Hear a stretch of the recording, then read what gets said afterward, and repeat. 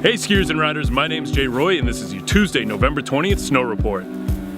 It's another perfect day for skiing and riding. Come join us on the second day of weekday operations with Ralph's Run, Indian Summer, Ollie's Area, and top to bottom runs from the summit by way of Conifer Connection. There's something for everyone to enjoy because Mother Nature treated us again with over an inch of fresh snow last night and is going to continue to pile up for a total of around 4 inches of the good stuff today.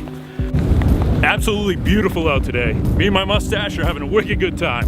Come on out and join us.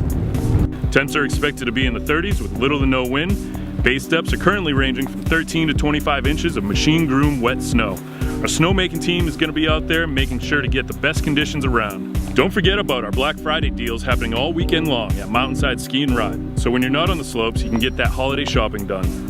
Wachusett! Yeah! Have a great day.